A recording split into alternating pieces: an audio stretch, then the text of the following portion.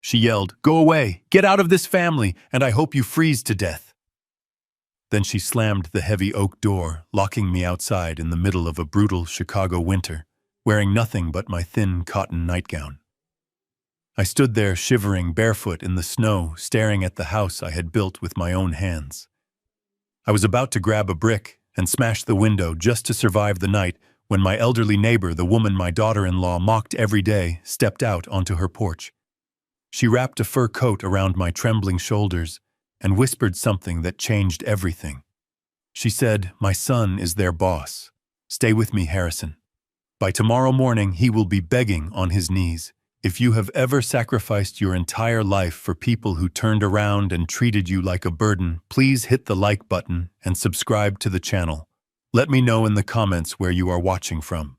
It helps me to know I am not alone in this fight." The nightmare did not start with a conversation. It started with the ear-piercing sound of shattering glass. I was sitting in the living room trying to read my newspaper by the dim light of the lamp when my elbow barely grazed the pedestal table. The vase, a gaudy blue thing Brittany had bought online last week, wobbled and fell.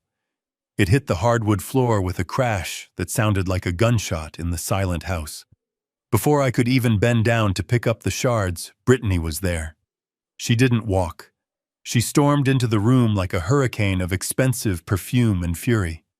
She grabbed me by the collar of my pajamas, her acrylic nails digging into my neck.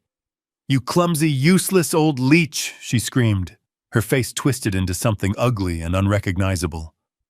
"That was an antique. That was a genuine Venetian glass masterpiece. You did that on purpose, didn't you? You are trying to ruin the feng shui of my home." I tried to speak to tell her that I had seen the sticker on the bottom of that vase just yesterday. Made in China. Price tag $49.99. It wasn't an antique. It was cheap decor she bought to impress her friends on Instagram. But she didn't give me a chance to utter a word. She yanked me upward with a strength I didn't know she possessed. I am 72 years old. My bones aren't what they used to be, but my mind is sharp. I knew exactly what was happening. This wasn't about a $50 vase. This was the excuse she had been waiting for. Brittany dragged me toward the front door. My bare feet slid uselessly against the polished floorboards. I flailed, reaching out to grab onto something, anything to stop this humiliation. My hand closed around the thick, solid frame of the archway leading to the foyer. The wood felt cool and smooth under my palm. White oak. American white oak. Time seemed to slow down as I clung to that wood. Tears welled in my eyes, not from the pain in my shoulder, but from the memory that flooded my mind. 15 years ago, I stood in this exact spot. But back then, there was no floor, no paint, just the raw skeleton of a house. I was the one holding the blueprints. I was the architect. I had spent weeks selecting this specific timber from a mill in Wisconsin. I designed this open-concept layout specifically so my son Lucas would have a bright, airy place to raise a family. I remembered the smell of sawdust and the pride in my chest when I handed Lucas the keys on his wedding day. I sold this house, my masterpiece, a property now worth over $2 million, to my son for exactly $1. A gift. The ultimate act of a father's love. And now the house I designed, the walls I erected to protect my family, were being used as a weapon against me. "Let go, old man," Brittany shrieked, prying my fingers off the doorframe one by one. "You are destroying the woodwork. Look at you. You are pathetic. You contribute nothing to this household. You just eat our food, take up space in the basement, and break our valuables. We are done. I am done." I gasped for air as she shoved me backward. I stumbled, my hip slamming against the console table. I looked up, desperate, searching for the one person who could stop this. The one person who owed me everything. "Lucas," I yelled, my voice cracking. "Lucas, please." And there he was. My son. My only child. Lucas was standing at the top of the stairs, looking down at the commotion. He was wearing his cashmere sweater, holding a glass of vintage red wine. the wine I had bought for the cellar 3 years ago. For a second our eyes locked. I looked at him silently begging. I remembered writing the check for his MBA tuition. $200,000. I remembered telling him, "Son, get the education I never had." I remembered the day I retired and told everyone that my son was a good man who would take care of me. But Lucas didn't rush down the stairs. He didn't yell at his wife to unhand his father. He didn't show a shred of the integrity I thought I had instilled in him. He looked at me, then he looked at his raging wife, and then, with a cowardice that cut deeper than any knife, he looked away. He turned his back to me and took a sip of his wine. "Sorry, Dad." He mumbled, his voice barely audible over Brittany's screaming. "Brittany is really stressed right now. Maybe you should just go to a motel for a while. I can't deal with this tonight." My heart shattered. It wasn't the cold that was about to kill me. It was that. The realization that my son, the boy I had raised, was a spineless man who would watch his father be thrown out like garbage just to avoid an argument with his wife. That moment of hesitation cost me my footing. Brittany gave one final violent shove. "Get out!" she roared. I flew backwards, stumbling over the threshold. The icy wind of Chicago hit me instantly, a physical blow that sucked the breath from my lungs. It was 10 degrees below zero. The air was dry and sharp, biting into my exposed skin. Brittany grabbed my old wool coat from the rack, the only thing of mine she touched, and threw it at my face. She didn't hand it to me. She threw it like you throw a ball to a dog. "Don't come back until you have a check to pay for my vase. Or better yet, don't come back at all." Slam! The sound of the heavy door closing was final. Then came the metallic click of the deadbolt. I stood there on the porch, stunned. I looked down at my feet. I was barefoot. My toes were already turning pink against the frost-covered concrete. I was wearing thin cotton pajamas. I fumbled to put on the coat she had thrown my hands, shaking so uncontrollably that I couldn't even work the buttons. I turned and pounded on the door. "Open up, Lucas. It's freezing. I'm going to die out here." Silence. I moved to the window, peering through the glass. I could see them inside. Brittany was pouring herself a glass of wine, laughing, checking her reflection in the mirror, fixing her hair as if she hadn't just committed a crime. Lucas was sitting on the sofa, scrolling through his phone, completely unbothered. The warmth of the fireplace I had built glowed behind them. It looked like a scene from a holiday card, warm, cozy, affluent. And I was on the other side of the glass, a ghost in my own life. I stepped off the porch into the snow. The cold was agonizing. It felt like 1,000 needles piercing the soles of my feet. I knew I had minutes, maybe less, before frostbite set in. The wind howled, cutting through the thin wool of my coat. I looked down the street. It was empty. Dark. The nearest hotel was 5 miles away. I had no phone, no wallet, no car keys, just the bitter realization that I had given everything to the wrong people. I huddled against the brick wall of the house, trying to shield myself from the wind. My teeth chattered so hard my jaw ached. I thought about the 3 commercial buildings I still owned in downtown Chicago, hidden in a trust fund I hadn't told Lucas about. I thought about the millions of dollars in assets I had quietly accumulated over 40 years of hard work. They thought I was a poor pensioner living on Social Security. They thought I was helpless. I am going to die here. I thought, my vision starting to blur. I am going to freeze to death in the shadow of the house I built. I looked around for a rock, a brick, anything to smash the window. I didn't care about the alarm. Let the police come. At least a jail cell would be warm. I stood shivering in the snow, my eyes fixed on the basement window. It was the only possible point of entry. A heavy landscaping rock sat just a few feet away, half buried in the frost. If I picked it up and smashed the glass, I could crawl inside. I could get to the boiler room. I could survive the night. My hand reached out, trembling violently, fingers numb and blue. But then my hand stopped in midair. I froze not just from the cold, but from a sudden crushing realization. The alarm system. 3 years ago, after a string of break-ins in the neighborhood, I had insisted on upgrading the security. I wrote the check myself for $12,000. It was a state-of-the-art system with motion sensors, glass break detectors, and a direct line to the local police precinct. If I threw that rock, the sirens would scream within seconds. The police would arrive in minutes. And what would they see? An old man in a nightgown breaking into a luxury home owned by a young couple. Lucas and Brittany would tell them I was senile, dangerous, an intruder. I would spend the night in a holding cell or worse, a psychiatric ward. The house I built to keep my family safe had been turned into a fortress to keep me out. I dropped my hand. The hopelessness was heavier than the snow piling up on my shoulders. I was trapped. Psst, Harrison. The voice was barely a whisper cutting through the howling wind. I turned my head slowly, my neck stiff. Standing by the hedge that separated our properties was a figure. It was Martha Higgins. Brittany always rolled her eyes whenever Martha waved, calling her the crazy cat lady who dug through trash. Lucas made fun of her vintage hats. They treated her like an eyesore that lowered their property value. But the woman standing at the fence didn't look like an eyesore. She was wrapped in a thick, luxurious cashmere coat that looked like it cost more than Brittany's car. She held a steaming thermos in gloved hands.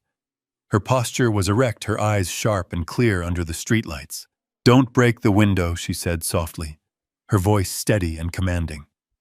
"That is exactly what she wants you to do. Come here. The side gate is open." I stumbled toward her, my feet no longer feeling the ground.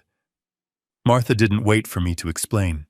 She reached out, grabbed my frozen arm with surprising strength, and guided me quickly up her driveway. We entered through her side door, and the world changed instantly. The silence was the first thing I noticed. The wind stopped howling. Then came the warmth, a gentle enveloping heat that smelled of lavender and expensive cedar wood. Martha helped me out of my wet coat and led me down a hallway. My vision was blurry from the temperature shock, but as my eyes adjusted, I gasped. I am an architect. I know design, I know value, and I knew what I was looking at. The walls of Martha's home were not covered in cheap prints or dust. They were lined with masterpieces. In the hallway alone, I walked past an original oil painting that I was certain was a Dutch master from the 17th century. In the living room above a marble fireplace that roared with a real fire hung a canvas that looked suspiciously like a genuine Rothko. The furniture wasn't second-hand junk. It was mid-century modern teak, impeccably preserved. This wasn't the home of a poor, crazy widow. This was the sanctuary of someone with immense, quiet wealth. Martha sat me down on a velvet sofa and handed me a mug of hot tea. "Drink," she ordered gently. "It has brandy in it. It will help the shock." I took a sip, the liquid burning pleasantly down my throat. I looked at her, bewildered.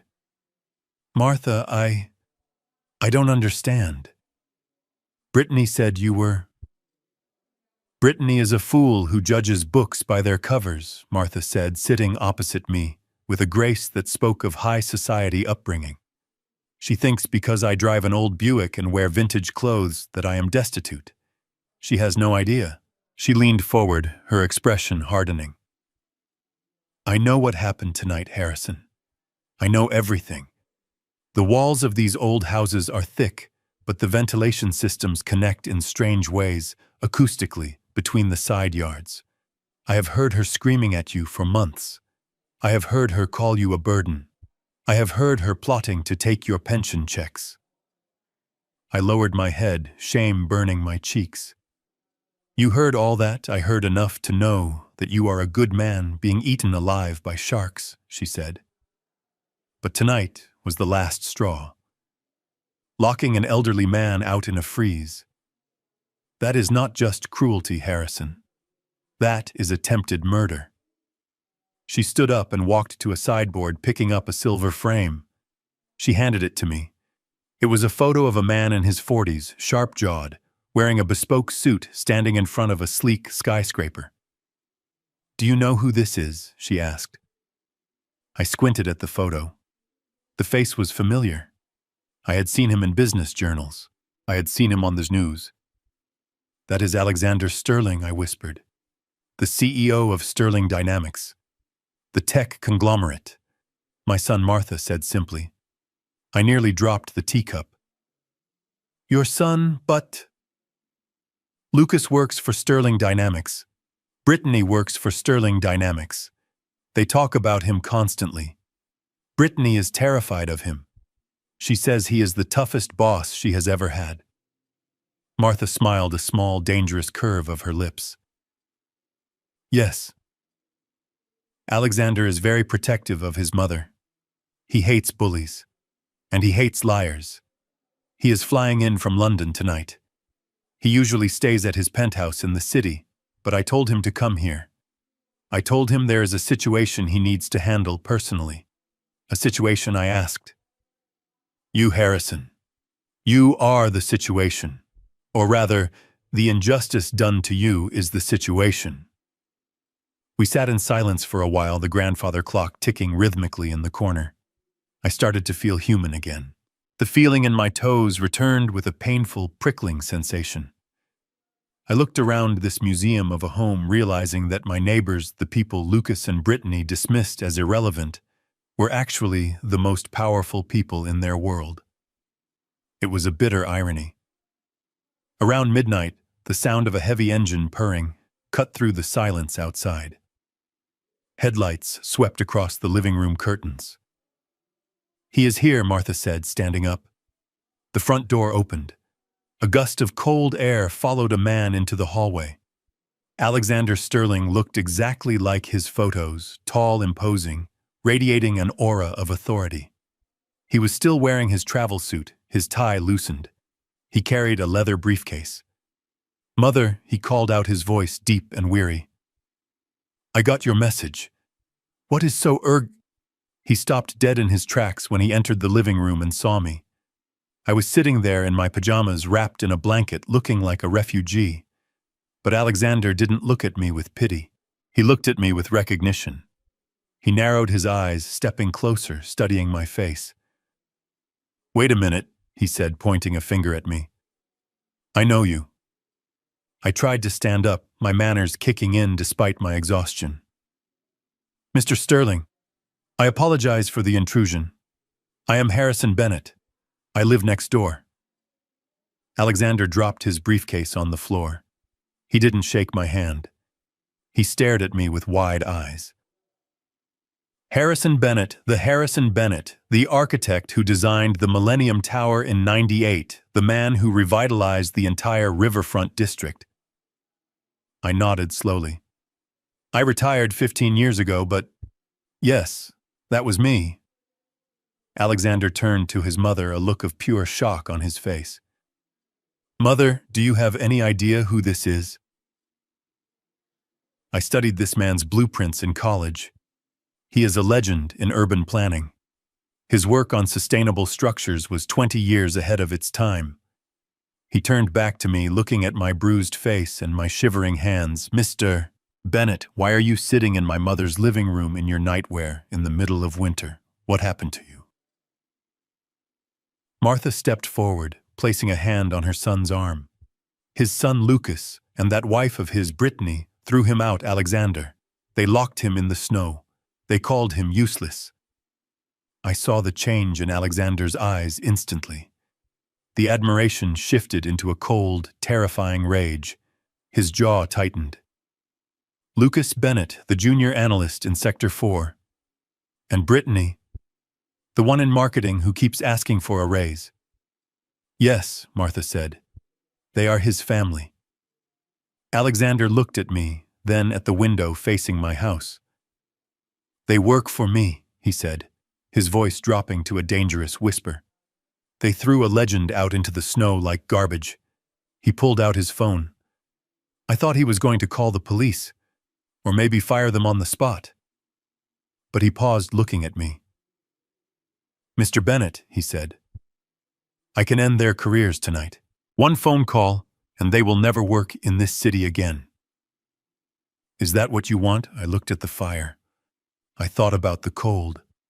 I thought about the vas. I thought about the years of insults. No, I said, my voice raspy but firm. Not yet. Getting fired is too easy. They need to understand what they threw away. I want to go back in there. Alexander raised an eyebrow. You want to go back? I want to know why. I said. They didn't just throw me out because of a vase. There was panic in their eyes. They were hiding something. I want to find out what it is, and then I want to destroy them properly. Alexander stared at me for a long moment. Then a slow smile spread across his face. It wasn't a nice smile. It was the smile of a shark who just smelled blood in the water. I like your style, Harrison, he said. All right, we play it your way. Tomorrow morning I am not just the CEO. I am your driver. I am going to walk you right back through that front door, and we are going to see exactly what skeletons they are hiding in their closet. He poured himself a glass of brandy and raised it toward me. To family, he said sarcastically, and to the very bad day Lucas and Brittany are about to have.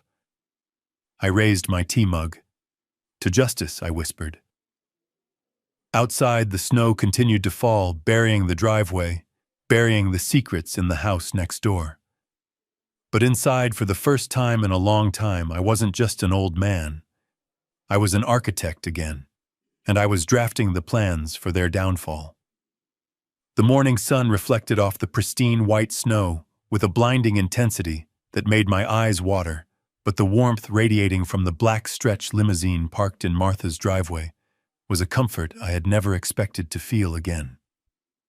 Alexander held the door open for me, treating me with the deference one might show a head of state, not a bruised old man in a borrowed wool coat. We didn't have far to drive, just 50 feet to the house next door, but the symbolism was deliberate. We were not crawling back. We were arriving. I watched through the tinted glass as we rolled up the driveway I had paved a decade ago. The house looked serene, the picture of suburban perfection. Through the bay window of the dining room, I could see them.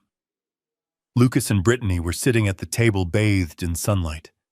Brittany was laughing, her head thrown back, a forkful of pancakes halfway to her mouth. Lucas was pouring orange juice, looking relaxed, looking relieved. They were celebrating. They thought the problem had resolved itself. They thought I was either frozen in a snowbank or shivering in a homeless shelter downtown. The sight of their happiness turned my stomach, replacing the fear of the previous night with a cold, hard knot of determination. Let's go, Alexander said, his voice low and steady. Remember, Harrison, you are not the victim today. You are the VIP. He helped me out of the car. I leaned on him, feigning a frailty that was only half-acted. My body still ached from the cold and the fall, but my mind was sharpening by the second. We walked up the steps. I didn't reach for my keys. I didn't have them anymore. Alexander pressed the doorbell, a long, assertive ring that demanded attention. Inside, the laughter stopped abruptly. I could imagine the confusion. Who would be visiting at 8 in the morning? The door swung open. Lucas stood there, a napkin still tucked into his collar, an annoyed expression on his face that vanished the instant he saw who was standing on his porch. His face went slack. The blood drained from his skin so fast he looked like a corpse. His mouth opened and closed, but no sound came out. He looked at Alexander Sterling, the man whose signature was on his paychecks, the man he feared more than God. And then his eyes slid to me. The horror in his gaze was absolute. Mr. Sterling, Lucas finally choked out, his voice cracking. And Dad. Who is it? Brittany called out from the kitchen, her heels clicking on the hardwood as she approached. If it is the neighbors complaining about the noise, again, tell them to. She rounded the corner and froze. The coffee mug in her hand tilted dangerously, sloshing liquid onto the floor. She stared at Alexander, then at me, and I saw the gears in her mind spinning frantically. She was calculating the odds, realizing that the narrative of the crazy old man wouldn't work when the CEO was holding him up. "Good morning, Alexander," said, his voice smooth as silk, but with an undercurrent of steel. "I found something of yours. Or rather, someone. Mr. Bennett here was wandering near my mother's property line. He seemed quite distressed. This was the moment. The pivot point. Brittany could double down and scream, or she could pivot. I watched her eyes dart around, looking for an escape. Then the mask slammed into place.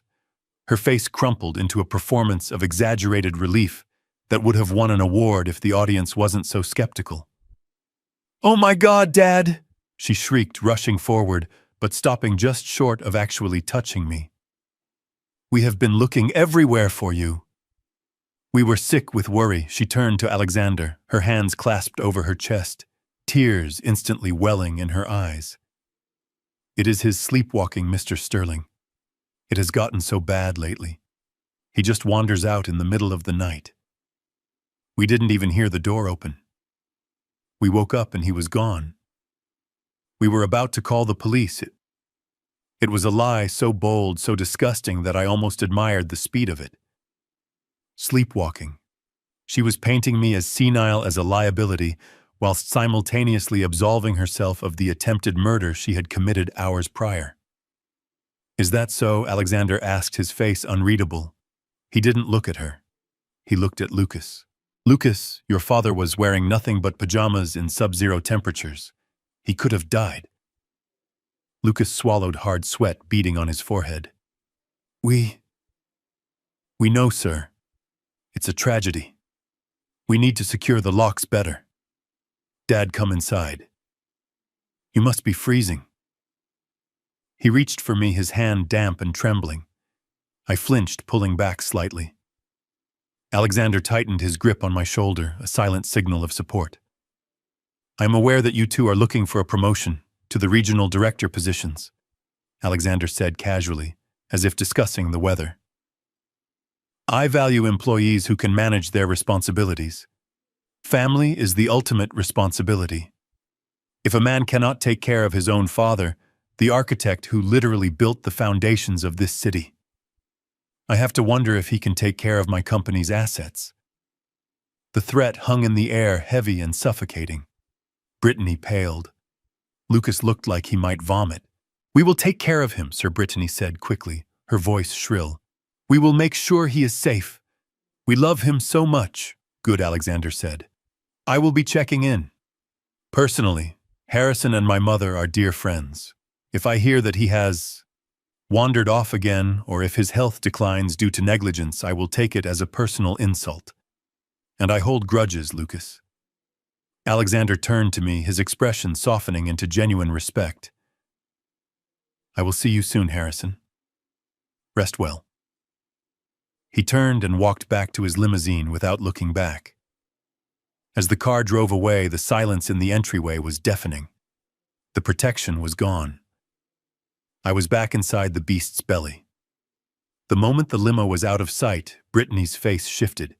The concern vanished, replaced by a cold, venomous hatred. She didn't scream this time. She whispered, which was somehow worse. "You lucky old bastard," she hissed. "You think you are clever getting the boss involved?" I didn't say a word. I just stared at her, letting my silence be my weapon. "Get him downstairs," she ordered Lucas, refusing to look at me. "I don't want to see him. I don't want him in the guest room anymore. He is a security risk. Put him in the basement." Lucas grabbed my arm. There was no gentleness now.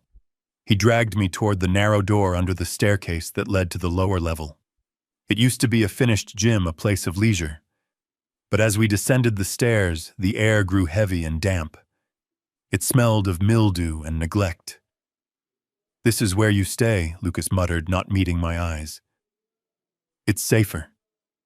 No windows you can climb out of to embarrass us." He pushed me into the room and turned on the single overhead bulb. The harsh light revealed the truth of my new existence. They had stripped the room. The exercise equipment was gone. In its place was a lumpy twin mattress on the floor and piles of boxes, junk they hadn't bothered to unpack or throw away. It was a storage unit, and I was just another piece of unwanted inventory. Lucas turned to leave, but I stepped toward the corner of the room, drawn by a familiar shape sticking out of a cardboard box. My breath hitched. It was a tube of blueprints. I reached out and pulled them free, unrolling the thick paper on top of a stack of old magazines. It was the 1990 Chicago Riverwalk expansion proposal. My magnum opus, the project that had defined my career, the reason I was respected in this city. I had won 3 national awards for these drawings. They were art. They were history. Now they were covered in coffee stains. Someone had used the back of the drafting paper to test spray paint colors. My legacy, my life's work was being used as scrap paper in a damp basement. I ran my hand over the ruined ink lines. This was how they saw me. Not as the man who built skyscrapers, not as the father who paid for their degrees, but as trash to be stored underground until it rotted away. "Stay here," Lucas said from the doorway, his voice flat. "I'll bring you a sandwich later. Don't come upstairs. If Brittany sees you, I can't stop her." He closed the door. I heard the lock click. It wasn't a normal door lock. It was a deadbolt they must have installed on the exterior recently. They had prepared for this. I was a prisoner. I sat down on the cold mattress, the dampness seeping through my trousers. Despair tried to claw its way into my throat, but I swallowed it down. I looked at the ruined blueprints again. I remembered the man who drew them. That man was brilliant. That man was relentless. That man solved problems that other engineers said were impossible. I was still that man. I reached into the deep pocket of the wool coat I was still wearing. My fingers closed around the object I had retrieved from my stash box in Martha's guest room before leaving. It was an old smartphone screen, cracked battery holding on by a thread, but functional. I had kept it as a backup years ago. I checked the signal. 1 bar. Enough. I crawled to the corner of the room where the ventilation duct ran along the ceiling. The metal grate was loose. I could hear the muffled sounds of Brittany's voice drifting down from the kitchen above. She was on the phone, her voice frantic, angry. I pulled the mattress over to the corner. I slid the phone underneath the edge of the fabric, positioning the microphone toward the vent. I opened the voice recorder app and pressed the red button. The recording time started ticking. 000102. I lay back on the lumpy bed, staring at the unfinished ceiling joists. They thought they had buried me. They thought they had silenced me. But they had just put me in the engine room of their destruction. I closed my eyes and listened. The game had begun. The basement was a tomb of silence, broken only by the rhythmic dripping of a pipe somewhere in the darkness and the frantic beating of my own heart. I lay on the lumpy mattress, staring up at the rusted metal grate of the ventilation shaft. It was my lifeline, my only window into the house above where my captors lived. For hours there had been nothing but the hum of the refrigerator, but now voices drifted down. They were muffled at first, distorted by the metal ducts, but as the volume rose, the words became razor-sharp. "You are a moron, Lucas. An absolute incompetent moron." It was Brittany. Her voice wasn't shrill like it had been when she threw me out. It was low, venomous, trembling with a fear I had never heard in her before. I crawled off the mattress, my joints protesting in the damp cold, and dragged a plastic storage bin under the vent. I climbed up, pressing my ear against the cold steel. I thought it was a sure thing, Lucas whined. His voice sounded thin, on the verge of tears. The guys on the forum said the coin was going to the moon. It was a pump and dump Brittany. I didn't know how much she demanded. "Tell me the exact number before I throw this wine bottle at your head." 500,000, Lucas whispered.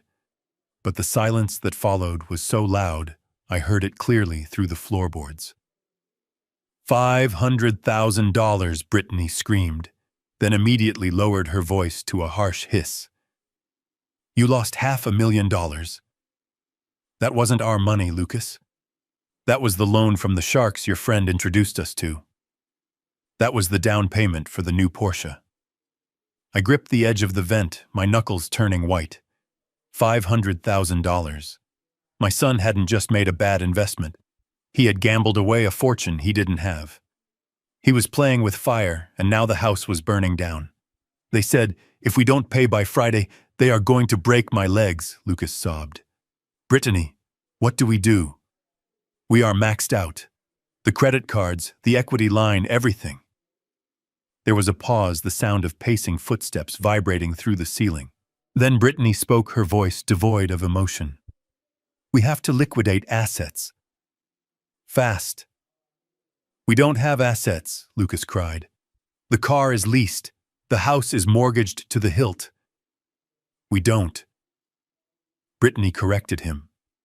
"But the old man does." My breath hitched in my throat. I knew exactly what was coming. I knew what she was thinking before she even said it. "The watches," she said. "The Patek Philippe collection. He keeps them in the wall safe down there. You told me he has a Nautilus from the 70s and that gold Calatrava. Those alone are worth 200,000, maybe more, on the black market." "No," Lucas stammered. "Brittany, those are his pride and joy. He bought that Nautilus when he won the architectural award for the city library. He promised that watch to me when he died." "Well, he is practically dead now, isn't he?" Brittany snapped. "He is rotting in the basement. He won't notice they are gone. We sell them tomorrow. That covers nearly half the debt. It buys us time." "But I don't know the combination," Lucas said. "He never told me." "I already called a locksmith," she replied, her tone icy and efficient. "He is coming tomorrow at 10 a.m. while the old man is napping. I told him we lost the key to our wine cellar safe. He will drill it open in 5 minutes." I let go of the vent and dropped back onto the mattress, my legs shaking so hard they could barely support my weight. My watches. They weren't just metal and glass. They were milestones. Every time I completed a major skyscraper, every time I reached a pinnacle in my career, I bought a timepiece. They were the tangible proof of my hard work, my legacy intended for a son I thought would appreciate the history. Now they were just a quick cash grab to cover a gambling debt. I looked at the far wall of the basement behind a stack of dusty holiday decorations. There was a false panel there designed to look like an electrical junction box. Behind it sat the safe. I had to act. If I waited until morning, my legacy would be melted down by pawn shops. I scrambled over the piles of junk Lucas had shoved down here. I began tearing through the boxes, desperate, searching for one specific label. I remembered packing it myself 2 years ago when I moved into the guest room. It was a box marked "Office Display." Sweat trickled down my back despite the freezing temperature. I threw aside old tax records, broken lamps, a bag of winter clothes. Finally, I saw it. A battered cardboard box taped shut with yellowing packing tape. I ripped it open. Inside, nestled in bubble wrap, were the decoys.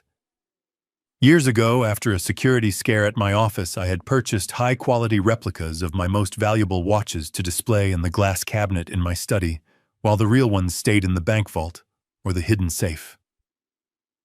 They looked perfect, from a distance, heavy, shiny, branded correctly.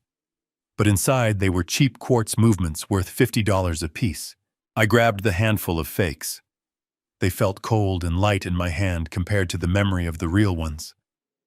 I moved to the false panel on the wall. My fingers fumbled with the latch. I pushed it aside, revealing the steel face of the safe. I spun the dial. Right to 19, left to 51, right to 98. The year I was born, the year I started my firm, the year I won my biggest award. Click. The heavy door swung open.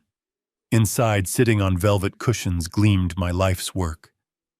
The gold of the Patek Philippe Calatrava shone softly in the dim light. The steel of the Nautilus looked indestructible. There were 5 watches in total, a collection worth $250,000. I didn't let myself linger. I grabbed them, stuffing them deep into the pockets of my pajamas. Then, with trembling hands, I placed the replicas onto the velvet cushions. I arranged them carefully, angling them just as I always did. I closed the safe door. I spun the dial. I slid the false panel back into place. But now I had a problem. I had 5 incredibly valuable heavy watches in my pockets. If Brittany or Lucas came down and searched me, which they might given their desperation, they would find them instantly. I needed a hiding place. A place they would never look. A place too dirty for my pristine daughter-in-law to touch. I looked up at the ventilation shaft. I dragged the plastic bin back under the vent. I grabbed a loose nail from a shelf and used it to pry at the screws holding the grate in place. They were old and rusted. One gave way with a screech that sounded like a scream in the quiet basement. I froze, looking at the ceiling, waiting for footsteps. Silence. I worked the grate loose. I reached into the dark, dusty throat of the ductwork. It was filthy, coated in years of grime and cobwebs. Perfect. I took the watches out of my pocket. I didn't have a cloth, so I wrapped them in the only thing I had: a pair of old oil-stained work gloves I found on a shelf. I shoved the bundle deep into the duct, pushing it around the bend until it was invisible from the grate. I replaced the metal cover, pushing the screws back into their holes as best I could with my bare fingers. I jumped down, kicked the plastic bin back to its corner, and threw myself onto the mattress. I pulled the thin blanket up to my chin, my heart hammering against my ribs like a trapped bird. 3 seconds later, the door at the top of the stairs flew open. Light flooded down the staircase. I squeezed my eyes shut, feigning sleep, forcing my breathing to slow down. I heard the click of heels on the wooden steps. Brittany. She descended slowly like a predator stalking prey. The smell of her expensive perfume overpowered the mildew. I felt her standing over me. I could feel her gaze burning into my skin. She didn't say a word. She kicked the mattress hard right near my shin. I grunted, opening my eyes, pretending to wake up, confused. "What? Who is it?" "Checking to make sure you didn't die." Brittany sneered, her face a mask of disgust. "The locksmith costs extra if there is a corpse in the room." She looked around the basement, her eyes scanning the boxes, the corners, the false panel on the wall. My heart stopped. Had I left the panel crooked? Was there dust on the floor? She walked over to the stack of boxes I had rummaged through. She kicked the open box labeled "Office Display." It was empty now, just bubble wrap. "Junk," she muttered. "Just like you." She turned and walked back to the stairs. "Sleep tight, Harrison. Tomorrow is a big day. We are finally going to get some value out of you." She walked up the stairs and slammed the door, locking the deadbolt with a heavy thud. I let out a breath I had been holding for what felt like an hour. I reached up and touched the spot on the ceiling where my fortune lay hidden in the dust. They were going to drill that safe tomorrow. They were going to find the watches, and they were going to think they had won. But they had just bought themselves a felony. Selling counterfeit goods was a crime. Attempting to sell them to a black market fence, which I knew they would have to do, would put them in a world of trouble I hadn't even orchestrated. I closed my eyes, a grim smile touching my lips in the darkness. "Go ahead, Brittany. Sell the fakes. Dig your hole a little deeper. I'll be right here listening to the shovel hit the dirt." The sound of a high-powered drill grinding against steel echoed through the floorboards above my head, vibrating the dust loose from the basement ceiling. The locksmith was here. Brittany and Lucas were distracted, their eyes undoubtedly fixed on the wall safe where they believed my fortune was waiting to be plucked. It was the diversion I had been praying for. I reached into the inner lining of the wool coat I was using as a blanket. My fingers closed around a cold, smooth object, no larger than a shirt button. Alexander had slipped it into my hand the night before, just before he got into his limousine. A high-definition wireless surveillance camera with a microphone disguised as a simple black button. It was military-grade technology, the kind used in corporate espionage, and now it was my weapon. I knew I only had a few minutes. I pushed the basement door open. It wasn't locked from the outside this time. They were too confident, too focused on the robbery taking place in the living room. I crept up the stairs, my bare feet silent on the wood. I bypassed the living room, hugging the shadows of the hallway, until I reached the door of the home office. This room used to be my study. It was where I drafted the skylines of 3 different cities. Now it was Lucas's domain filled with gaming monitors and unfinished paperwork. I moved quickly to the large ficus plant in the corner, a housewarming gift I had bought them years ago. It had grown tall and leafy, offering the perfect vantage point. I pressed the button camera into the soil, angling the lens through the foliage so it pointed directly at the ergonomic desk chair and the computer screens. I tapped the activation switch on the back. A tiny red light blinked once, then vanished. I didn't linger. I slipped back out into the hallway, hearing the locksmith cheer as the safe door finally popped open upstairs. I scrambled back down to the basement, my heart hammering against my ribs, and locked the door from the inside just as I heard Brittany's triumphant shriek of delight echoing from the living room. She had found the watches. She had taken the bait. I sat on my mattress and pulled out the old smartphone. I opened the secure app Alexander had installed for me. The screen flickered, and then a crystal-clear, wide-angle view of the office upstairs appeared. The audio feed was crisp, picking up the hum of the computer fans. 10 minutes later, the door to the office slammed open. Lucas stumbled into the frame, clutching a bottle of champagne. He looked manic, his face flushed with adrenaline and alcohol. Brittany followed him, slamming the door shut and locking it. She wasn't celebrating. She looked predatory. "Put the bottle down, Lucas," she snapped. "The watches are a stopgap. They cover the interest and buy us a week. But we need real money. We need the big payout." Lucas sank into the desk chair, spinning it nervously. "Brittany, I can't. Alexander is sniffing around. You saw him this morning. He threatened me. If I touch the accounts again, he will know. He suspects you are a bad son, not a thief." Brittany corrected him, leaning over the desk, her hands planted on the surface. "He doesn't know about the back door in the accounting software. You said you wrote the code yourself. You said it was untraceable." I watched on the small screen, my stomach churning. My son, the man I had sent to the best schools, had written code specifically to embezzle from his employer. "It is untraceable for now," Lucas stammered. "But the quarterly audit is coming. If I move the construction funds from the Millennium Park renovation project, the auditors will see the gap." "They won't see it if you invoice it correctly," Brittany hissed. "Create a new vendor. Call it Apex Supply. Bill them for structural steel and concrete. 30,000 here, 50,000 there. Keep it under the radar." Lucas shook his head, his hands trembling as they hovered over the keyboard.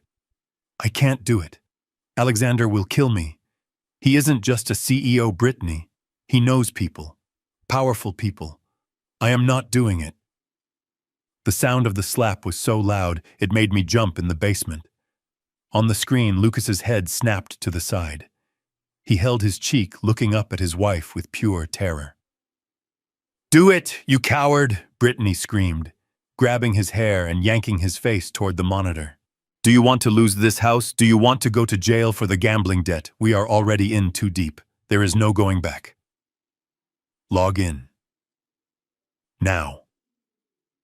I watched tears blurring my vision as my son, a grown man of 40, typed in his credentials with shaking fingers. I saw the Sterling Dynamics logo appear on the screen. I saw him navigate to the accounts payable ledger. It wasn't just the crime that broke me. It was the memory that crashed into my mind, vivid and painful. I was transported back to a sunny afternoon in May 20 years ago. Lucas was wearing a black graduation gown holding his diploma. He was smiling so full of promise. I had pulled a small velvet box from my pocket. Inside was a Mont Blanc fountain pen, black resin with gold trim. It was the same pen I had used to sign the contracts for my first skyscraper. I had placed it in his hand and closed his fingers around it.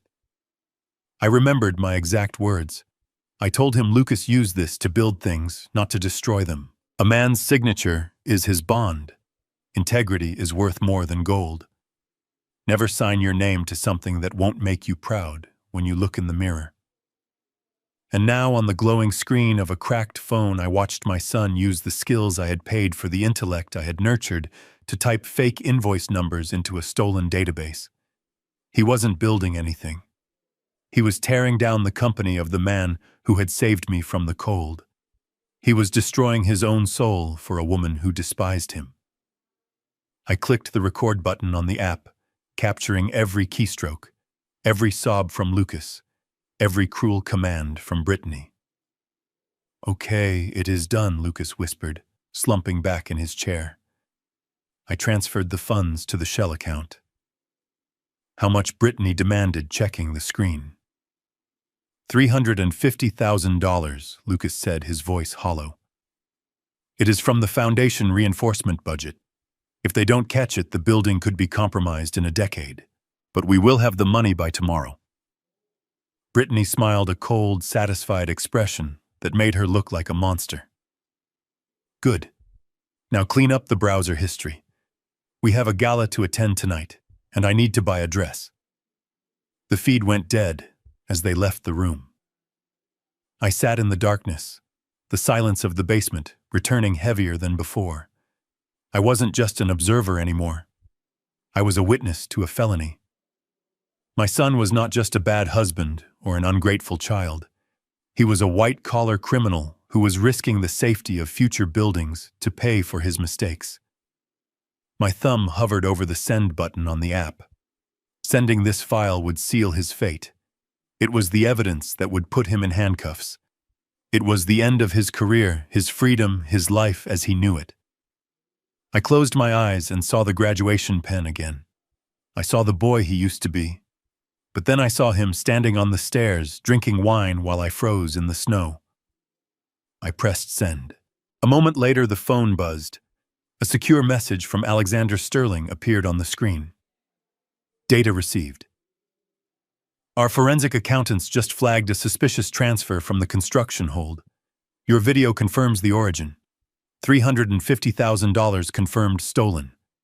We have them, Harrison." I stared at the message. The trap was set. The evidence was irrefutable. Tonight at the gala, they would be walking into a lion's den, thinking they were the kings of the jungle. I lay back on the mattress, the grief sitting on my chest like a stone. I had just signed my son's arrest warrant, but as I looked at the ruined blueprints in the corner, I knew I had no choice. Lucas had made his decision when he typed those numbers. Now I had to make mine. Tonight I would wear my old suit. Tonight I would step into the light. And tonight the bill would finally come due. The spinning in my head was getting worse. At first I thought it was just the aftermath of the hypothermia or the stress of living in a damp basement. But this was different. It was a clawing, burning nausea that started in the pit of my stomach and radiated outward to my fingertips. My vision swam in and out of focus, turning the wooden beams of the ceiling into writhing snakes. I sat up on the mattress, clutching my stomach, and tried to remember what I had eaten. Lucas had brought me a bowl of oatmeal early that morning, his eyes avoiding mine as he set the tray on the floor. "Eat up, Dad," he had mumbled. "You need your strength." I had eaten it hungrily, grateful for the warmth. Now, looking at the empty bowl in the corner, a cold chill that had nothing to do with the temperature settled over me. I remembered the texture. It had been overly sweet, masking a slight metallic tang I had dismissed as the taste of the old spoon. A knock at the door upstairs made me flinch. It was lunchtime. Harrison Brittany's voice drifted down sickly sweet. "Lucas is bringing you some soup. We want you nice and full." The door opened and Lucas descended with a steaming mug. He looked pale, his hands shaking slightly as he handed it to me. "Tomato soup," he said.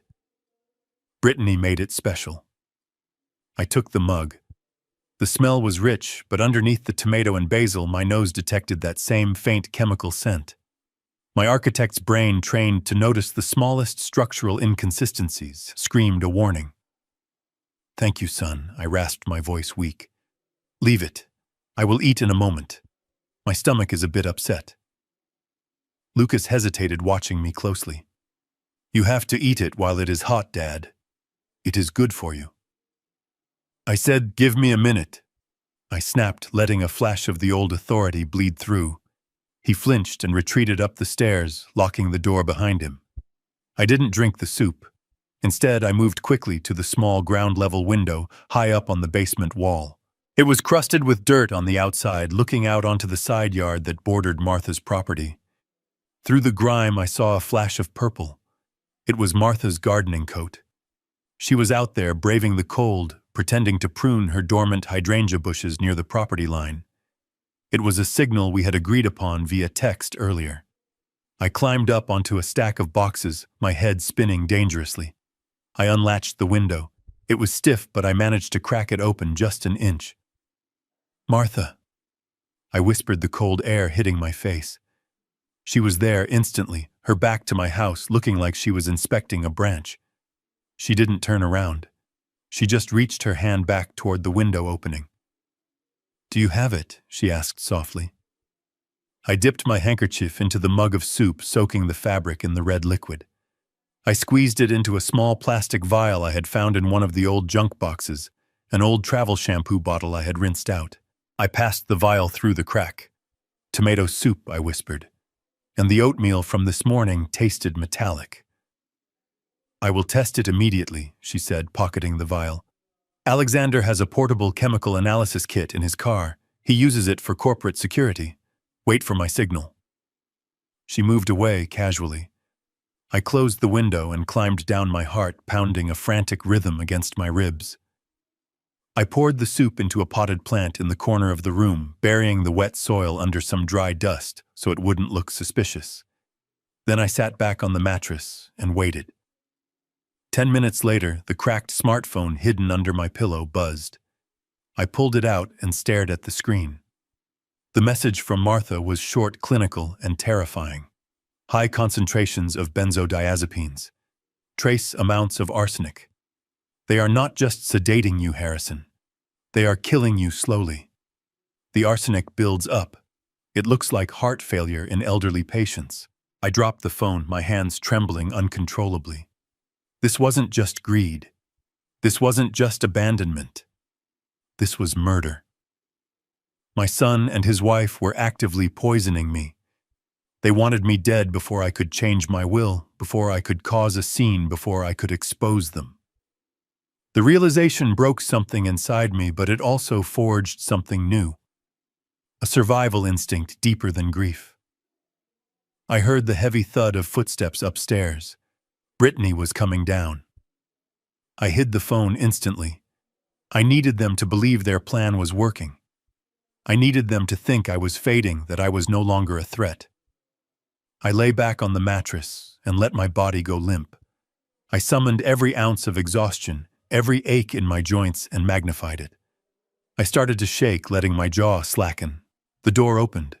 Brittany stood at the top of the stairs, silhouetted by the hallway light. "Harrison," she called out, "did you finish your soup?"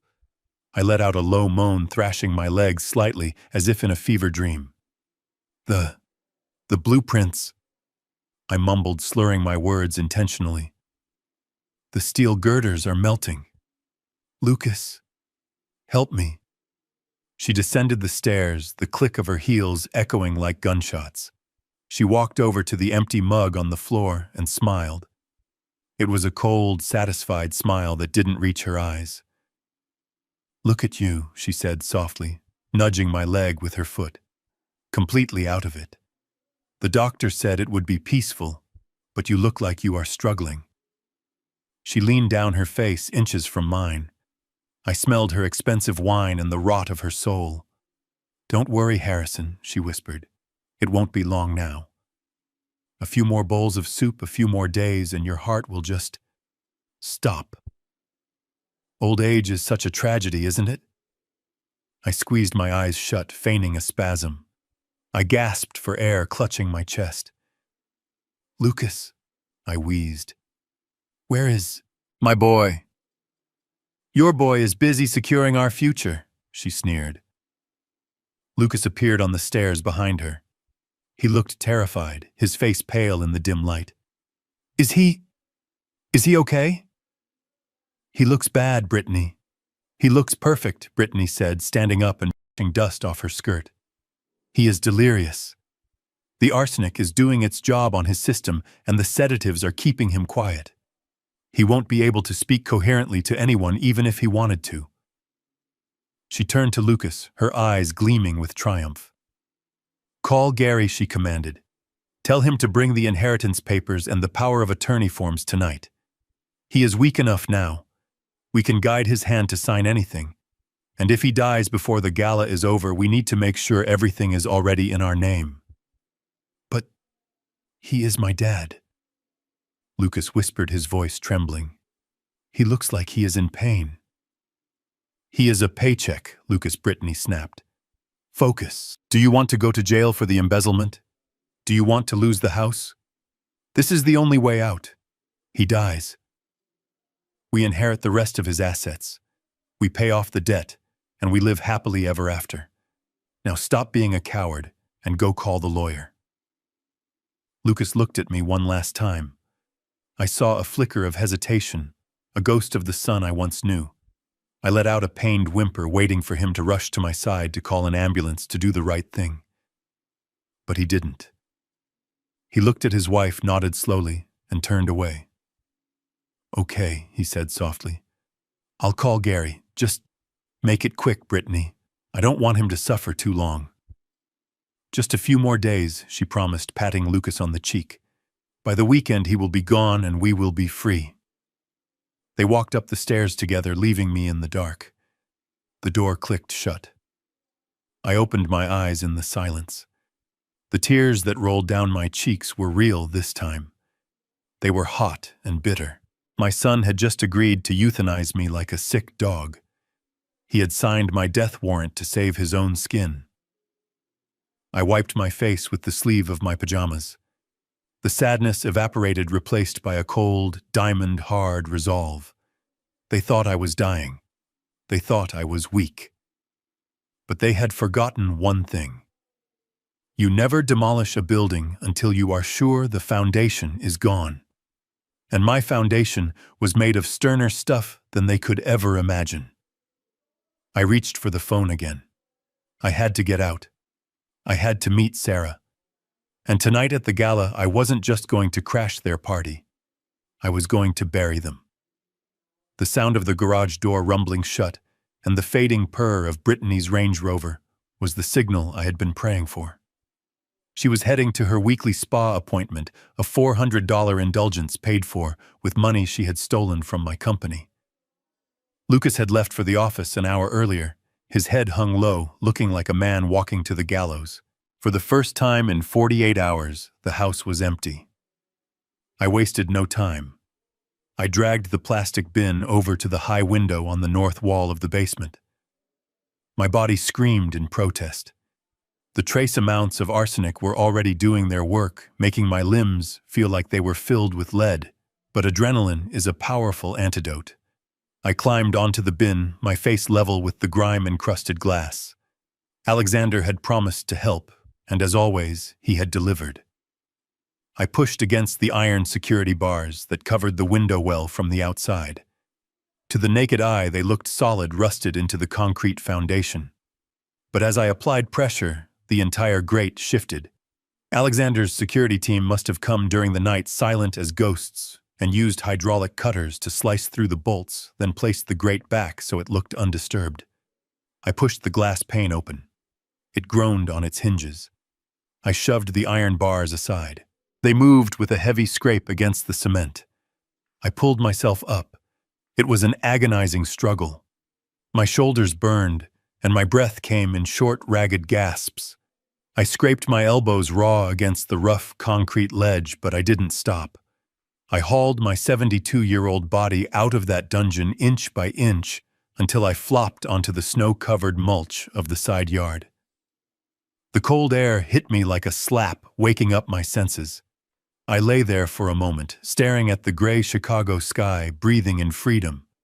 Then I scrambled to my feet. A nondescript gray sedan was waiting at the end of the alley, just as Martha had promised. The driver didn't ask questions. He simply opened the back door, and the moment I slid onto the leather seat, he drove. 20 minutes later, I walked into the law offices of Jenkins and Associates. The receptionist looked up, her eyes widening at my appearance. I was wearing my old wrinkled suit, my shoes were scuffed, and I looked like a man who hadn't slept in a week. But before she could ask me to leave, the double doors at the end of the hall flew open. Sarah Jenkins stood there. She was one of the toughest corporate attorneys in the city, a woman I had trusted for 30 years. She didn't look at my clothes. She looked at my eyes. "Harrison," she said, her voice tight with controlled anger. "Get in here." I walked into her office and she closed the door, locking it. She guided me to a chair and poured a glass of water. "I received the files from Alexander this morning," she said, sitting behind her massive oak desk. "The embezzlement evidence, the toxicology report.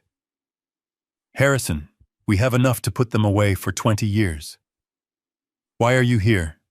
You should be in a hospital." I took a sip of water, my hand shaking slightly.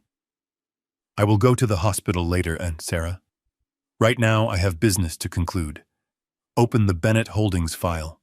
Sarah hesitated, then reached into her secure drawer and pulled out a thick, leather-bound portfolio. She placed it on the desk and opened it. The contents of that file were the best-kept secret of my life. Lucas and Brittany thought I was living off a modest pension and Social Security. They thought the house I sold them for $1 was my only significant asset. They had no idea. Sarah spread the documents out. 3 commercial skyscrapers in downtown Chicago. A diversified portfolio of blue-chip stocks accumulated over 40 years of market growth. Municipal bonds. Offshore trusts. The total valuation at the bottom of the balance sheet read $15,400,000. I looked at the number. It didn't make me feel rich. It made me feel like a failure. "Why did you hide it?" Harrison Sarah asked softly, echoing the question Tom that had haunted me for years. "You could have lived in a penthouse. You could have hired nurses. You didn't have to live in their basement." "I did it for him," I whispered, staring at the deed to a building on Wacker Drive.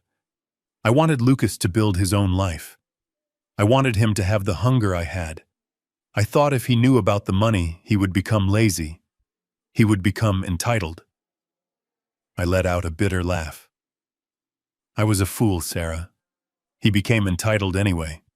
He became a thief because he thought he was poor, and now he is going to become a prisoner because he tried to steal what he thought I didn't have." I sat up straighter, pushing the regret aside. It was time to stop being a father and start being a businessman. "What is the status of the mortgage on Lucas's house?" I asked. Sarah tapped her keyboard, pulling up a real estate database. "It is in pre-foreclosure," she said grimly. "They haven't paid the mortgage in 4 months. The bank has already issued a notice of default. They are drowning Harrison. The bank is looking to offload the toxic debt before the end of the fiscal quarter. They want to sell the note to a collection agency for pennies on the dollar, just to clear the books." "Perfect," I said. "Buy it." Sarah stopped typing. She looked at me over her glasses. "Excuse me, I want Bennett Holdings to purchase the mortgage note from the bank." I said, my voice steady. "Buy the debt. Buy the arrears. Buy the entire lien on the property. Use the shell company so my name doesn't appear on the paperwork yet." Harrison Sarah said slowly. "If you buy the note, you become the lender. You become the bank. You will hold the deed to the house they kicked you out of." "Exactly," I said. "And since they are in default as the new lien holder, I will have the right to accelerate the loan. I can demand full payment of the entire principal immediately." "And when they can't pay?" Sarah asked, already knowing the answer. "Then I foreclose," I said. "I take the house. I take the asset. Sarah looked at me with a mixture of fear and admiration. It was a ruthless maneuver. It was the kind of move a corporate shark makes to swallow a competitor. It wasn't something a father usually does to his son. But Lucas wasn't my son anymore. He was the man who fed me poison soup. "Do it," I commanded. "Wire the funds today. I want the papers signed and legal by 5 p.m. Sarah nodded, her fingers flying across the keyboard. She printed a document and slid it across the desk. It was the purchase order for the debt. I picked up the heavy Mont Blanc pen from her desk. The weight of it felt familiar. I signed my name at the bottom. Harrison Bennett, Director, Bennett Holdings. With that signature, I owned them. I owned the roof over their heads. I owned the floor they walked on. They were living in my house, plotting my death, unaware that their victim had just become their executioner. I stood up. My time was running out. "Thank you, Sarah," I said. "I will see you at the gala tonight. Bring the foreclosure papers. And bring the police." I left the office and the gray sedan raced me back to the suburbs. We arrived at the alley behind the house just as the clock struck 11. Brittany's spa appointment usually lasted 2 hours. She would be back any minute. I scrambled back through the window well. The climb down was terrifying. I slipped halfway, scraping my shin against the iron bars, biting my tongue to keep from crying out. I landed on the pile of boxes with a muffled thud. I quickly pulled the iron grate back into position, ensuring it looked undisturbed from the outside. I closed the glass window and smeared dust over the latch to hide my fingerprints. I dragged the plastic bin back to its corner. I collapsed onto the mattress, my heart hammering against my ribs like a trapped bird. I was sweating, breathless, my hands shaking uncontrollably. 2 minutes later, I heard the rumble of the garage door opening. Brittany was home. I pulled the blanket up to my chin. I let my mouth hang open. I unfocused my eyes. I forced my body to go limp, channeling the effects of the poison I hadn't taken. The door at the top of the stairs opened. Brittany's heels clicked on the wood. She didn't come down. She just opened the door to check on her prisoner. "Still alive down there, Harrison," she called out, her voice cheerful and cruel. I let out a weak, garbled moan. "Good," she said. "Rest up. We have a big night ahead of us. You need to look presentable for your final performance." She closed the door and locked it. I lay in the dark, a cold smile spreading across my face. She had no idea. She thought she was preparing me for my funeral, but she had just invited the Grim Reaper to her own party. The basement door groaned open, spilling a slice of yellow hallway light across the damp concrete floor. It was evening, perhaps 8 or 9 o'clock, though time had become a fluid, slippery thing in the darkness of my imprisonment. I heard 3 sets of footsteps descending the stairs. 2 I knew intimately. The heavy, reluctant tread of my son Lucas, and the sharp, aggressive click of Brittany's heels. But there was a 3rd set, a scuffling, impatient sound of cheap leather shoes dragging on wood. I pulled the thin blanket tighter around my shoulders, my heart hammering against my ribs. I had been waiting for this. I knew the poison wasn't working fast enough for them. They needed legal authority before I died, not after. Brittany reached the bottom of the stairs first. She flipped the switch, and the single overhead bulb flared to life, blinding me momentarily. As my eyes adjusted, I saw them. Brittany looked manic, her eyes wide and feverish. Lucas looked pale, his hands shoved deep into his pockets, refusing to look at the mattress where his father lay. And then there was the stranger. He was a short, sweaty man in an ill-fitting gray suit that had seen better decades. He carried a battered briefcase and smelled of stale cigarette smoke and desperation. He looked around the basement with a sneer, wrinkling his nose at the smell of mildew, but he didn't look surprised. This was a man who dwelled in the sewers of the legal system.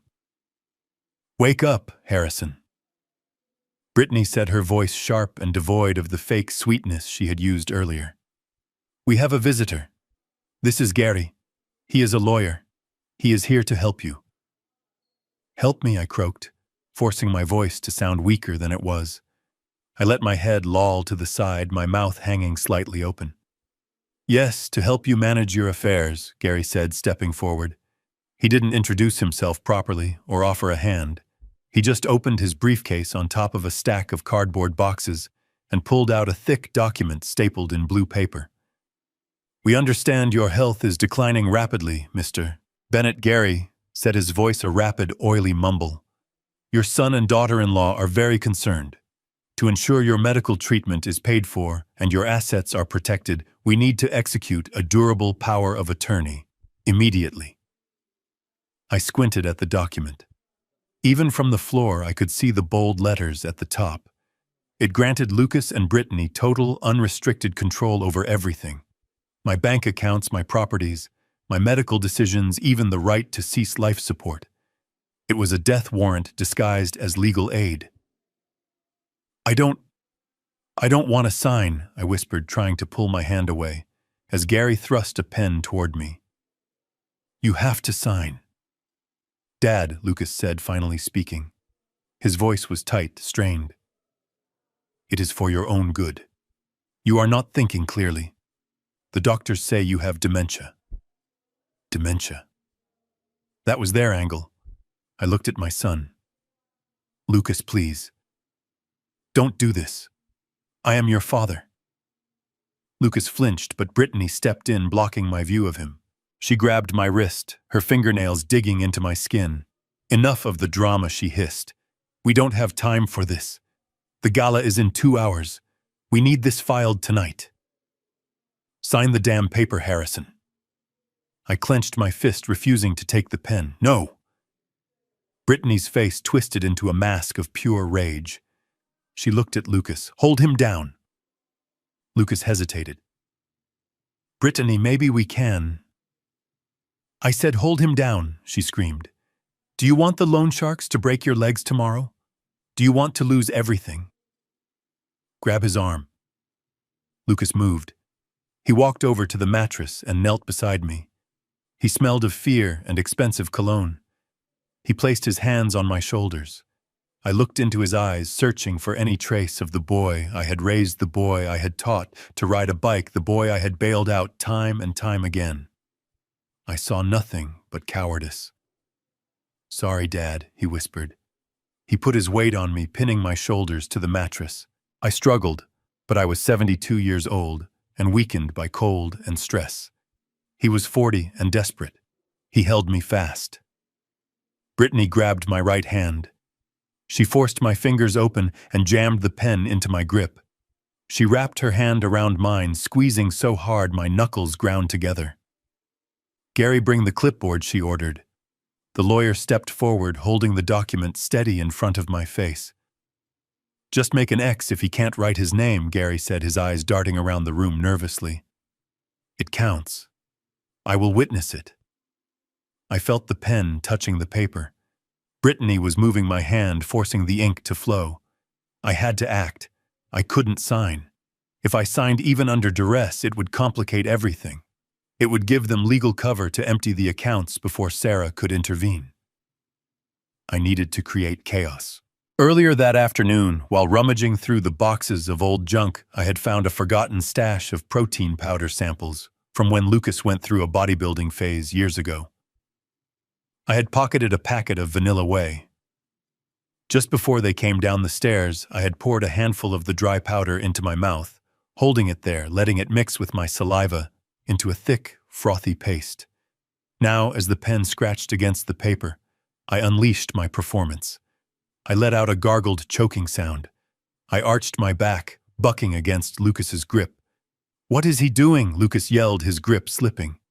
Hold him still, Brittany shrieked. I started to convulse. I shook my head violently, letting my jaw go slack. The mixture of saliva and white protein powder bubbled up, spilling out of the corners of my mouth. It looked exactly like a toxic reaction, like foam, like death. I gagged, forcing a retching cough, and sprayed the white frothy liquid all over the front of Gary's cheap gray suit.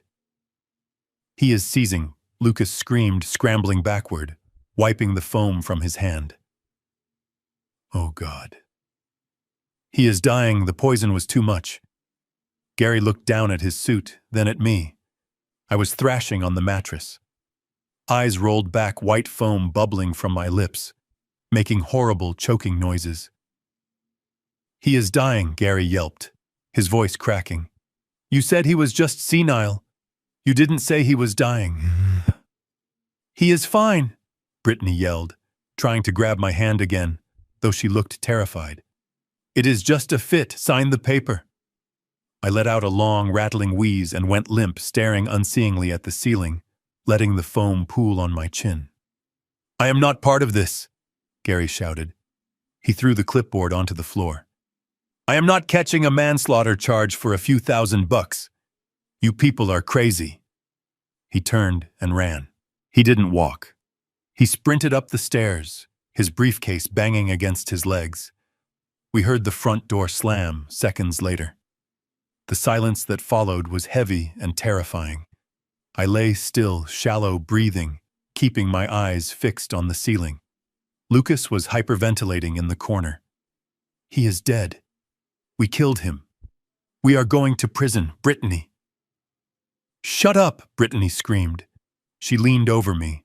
She put her hand on my chest. She felt my heart beating. It was racing, drumming a frantic rhythm. He is not dead, you idiot, she spat at Lucas. He is faking, or he is just sick, but he is alive. She looked at the unsigned document on the floor, now splattered with the white foam. Her plan was ruined. The lawyer was gone. The authority was unsigned. She stood up, her chest heaving with fury. She looked down at me, her eyes filled with a hatred so pure it was almost blinding. You useless old man, she whispered. Then she pulled her leg back and kicked me. It wasn't a warning tap. She drove the pointed toe of her designer heel straight into my ribs. Pain exploded in my side. I couldn't help it. I grunted, curling into a ball to protect myself. I hate you, she screamed, kicking me again, this time in the thigh. You ruin everything. Why won't you just die? Why won't you just let us have the money? She raised her foot for a third kick, aiming for my head. Brittany, stop! Lucas lunged forward. He grabbed his wife around the waist and hauled her back. She struggled, flailing, trying to claw at me. We can't leave marks, Lucas yelled, wrestling her toward the stairs. If he has bruises, the coroner will know. Stop it! He dragged her up the first 2 steps. Brittany stopped fighting, sagging against the railing, sobbing in frustration. Lucas looked back down at me. I was curled on the mattress, clutching my side, wiping the white foam from my mouth. Our eyes met. I expected to see apology. I expected to see shame for the fact that his wife had just assaulted his father while he watched. But I didn't see that. Lucas looked at me with cold, hard resentment. His eyes were dark voids. He didn't hate me because I was hurt. He hated me because I was difficult. He hated me because I wasn't making his crime easy. Just stay there, he said, his voice flat and dead. Just stay there and wait. He turned and pushed Brittany up the stairs. We don't need the paper, I heard him say as they ascended. We will just do it the hard way. If he is gone by the time we get back from the gala, we will forge the signature ourselves. The door slammed shut. The lock clicked. I lay in the dark, gasping for air, my ribs throbbing with a sharp, hot pain. I touched my side.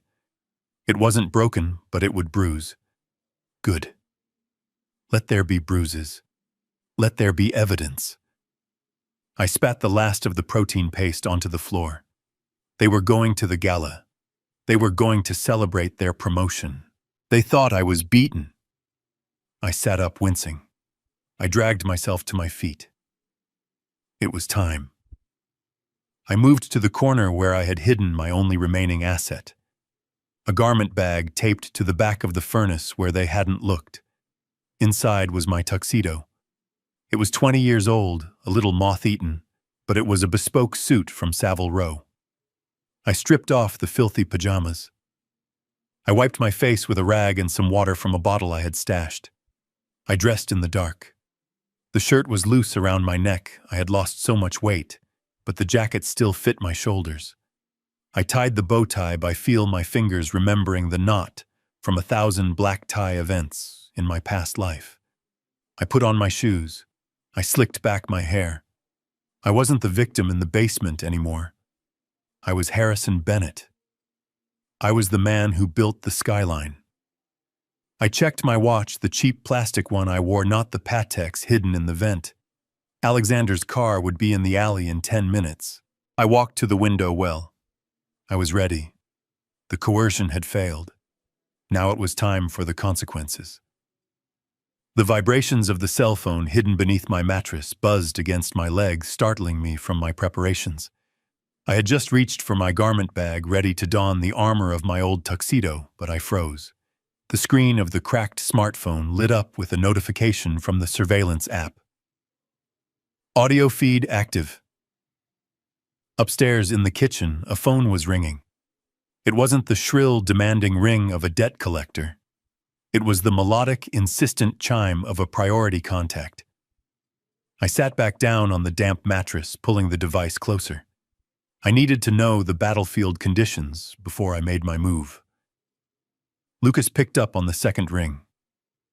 Hello, his voice was a tremble of nerves, expecting the police or perhaps the loan sharks coming to collect on his gambling debt. Lucas, this is Alexander Sterling. The voice coming through the tiny speaker was rich, commanding, and utterly terrifying to my son. I could hear Lucas gasp, the sound of a drowning man suddenly finding air. Mr. Sterling. Lucas stammered. Sir, I didn't expect a call so late. Is there a problem with the accounts? There was a pause, a masterful silence that Alexander held just long enough to let Lucas sweat. On the contrary, Alexander said, his tone shifting to a warm, enthusiastic purr. I have been reviewing the quarterly financial reports you submitted this morning. The consolidation of the construction funds, the efficiency of the vendor payments. It is remarkable work, Lucas. Truly visionary. I closed my eyes, shaking my head in the dark. Visionary. It was theft. It was embezzlement disguised as accounting, and Alexander knew it. He was reeling him in. Thank you, sir, Lucas breathed, his relief palpable even through the digital feed. I wanted to streamline the process. You have done more than that, Alexander continued. You have shown executive potential. I am looking for a new regional chief financial officer. Someone young, hungry, willing to take risks. I think I have found him. I heard a crash upstairs, likely Brittany dropping a glass or hitting the table in her excitement. Are you offering me the promotion? Lucas asked, his voice squeaking. I am, Alexander said. But I want to do it properly. We are hosting the annual Heritage Gala tonight at the Ritz-Carlton. It is a last-minute addition to the schedule, very exclusive. I want to announce your appointment there in front of the board, in front of the city's elite. Oh my God, I heard Brittany whisper in the background. We are rich. We are saved. There is just one condition, Lucas Alexander added, his voice dropping slightly, becoming more intimate. I was looking through your personnel file. I saw your father's name, Harrison Bennett. Yes, Lucas said, the fear creeping back in. Harrison Bennett was a legend in this city, Alexander said. He was a mentor to my late father. I had no idea he was living with you. It would be a profound honor for me to shake his hand tonight. Bring him with you. I want to honor the past while we celebrate the future. The silence that followed was heavy. I knew exactly what they were thinking. They were thinking about the man in the basement, the man they had starved, the man they had poisoned, the man whose ribs were currently throbbing from Brittany's designer heels. Sir Lucas stammered. My father, he is not well. He is very frail. I don't know if he can handle a gala. Nonsense, Alexander boomed. If he can stand, he can come. Put him in a wheelchair if you have to. But I insist. It would mean a great deal to me personally. And Lucas, I don't like being disappointed. I will bring him, Lucas said quickly. We will be there. 7 o'clock. Thank you, sir, thank you. The call ended. For a moment, there was silence upstairs. Then a scream of pure, unadulterated joy erupted. We did it, Brittany shrieked. CFO. Do you know what the salary is? It is $500,000 a year, plus bonuses. We can pay off the sharks. We can fix the accounts before the audit next month. We are untouchable. But what about Dad? Lucas asked, his voice cutting through her hysteria. Brittany, he looks like a corpse. He has foam on his face. You kicked him. We can't take him to the Ritz. We have to. Brittany snapped. You heard the boss. No dad, no promotion. She began pacing. I could hear the rapid click of her heels. Okay, here is the plan. We clean him up. We pump him full of caffeine and makeup. We put him in a suit. We wheel him in, park him in a dark corner, let Alexander shake his hand, and then we ignore him. If he tries to talk, we say it is the dementia. We say he babbles. Nobody listens to old men anyway. Go get him, she ordered. Get him into the shower. Scrub the filth off him. I will find a suit that fits. I quickly shoved the garment bag with my tuxedo back behind the furnace. I couldn't let them see it. If they saw I was prepared, they would know I was lucid. They would know I was plotting. I had to be the doll they wanted to play with. I had to be the victim one last time. I lay back on the mattress, slowing my breathing, letting my limbs go heavy. The door flew open. Get up, Lucas yelled, rushing down the stairs. He didn't look guilty anymore. He looked frantic, energized by greed. He grabbed my arm and hauled me up. I groaned, feigning weakness, letting my legs buckle. Come on, Dad, wake up. You are going to a party. You are going to make me rich. They dragged me up the stairs, out of the darkness, and into the blinding light of the hallway. The house smelled of lavender and money, a sharp contrast to the rot of the basement. They shoved me into the guest bathroom, the one I used to clean myself. Brittany was there, holding a sponge and a bottle of industrial-strength body wash. Her eyes were wild. Strip him, she told Lucas. The next hour was a blur of humiliation. They scrubbed me with rough hands, washing away the basement grime but leaving the bruises. They didn't care about my dignity. They discussed the color of the new Mercedes they would buy while they washed their father's back. Look at this bruise, Lucas whispered, pointing to my side. It is turning purple. Cover it with an undershirt, Brittany snapped. Nobody is going to see his ribs at the Ritz. Just make sure his face looks alive. They shaved me. Brittany applied concealer to the dark circles under my eyes, her touch cold and clinical.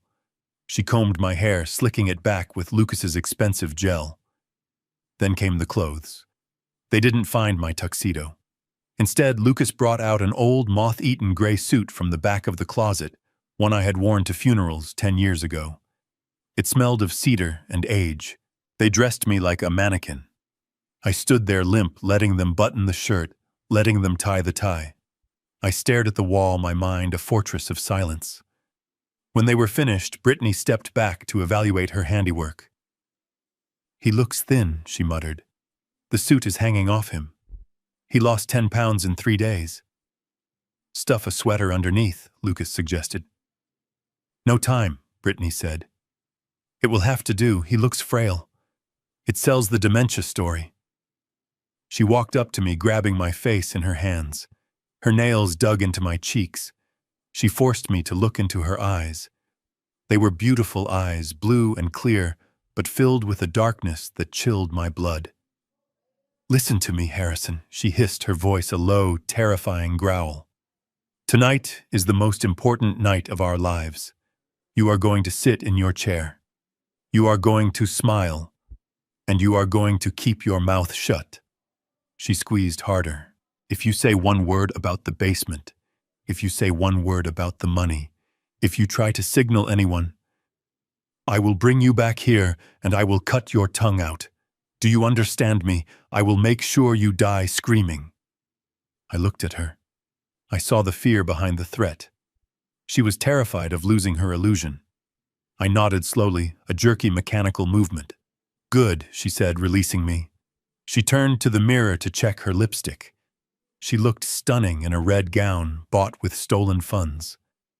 Lucas adjusted his cufflinks, looking every inch the successful executive. Let's go, Lucas said.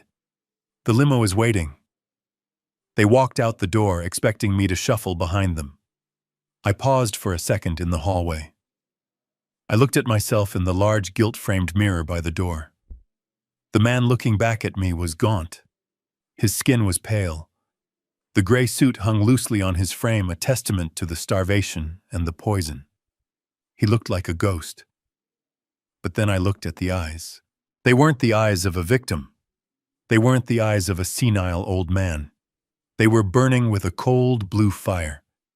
They were the eyes of a demolition expert watching the fuse burn down to the powder keg. I straightened my spine just an inch. I adjusted the knot of my tie. You built this house, I whispered to my reflection. Now tear it down.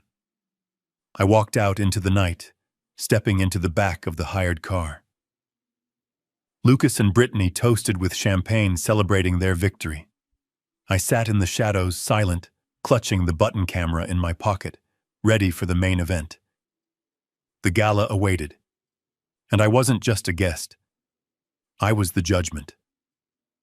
The grand ballroom of the Ritz-Carlton was a galaxy of crystal chandeliers and silk, a world away from the damp, moldy basement where I had spent the last 48 hours. The air smelled of expensive perfume roasting beef and the crisp, metallic scent of money. I sat in a rented wheelchair, my hands folded demurely in my lap, gripping the armrests so tightly that my knuckles turned white.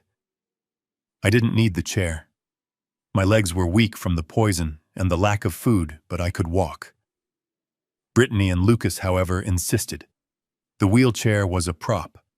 It completed the narrative they were selling to the world. It said, look at this frail old man, look how burdening he is, look how saintly we are for dragging him out. Brittany steered me through the crowd like I was a piece of luggage. She was wearing a crimson silk gown that plunged low in the back, a dress that cost $5,000 paid for, with funds embezzled from the foundation repair budget of a skyscraper.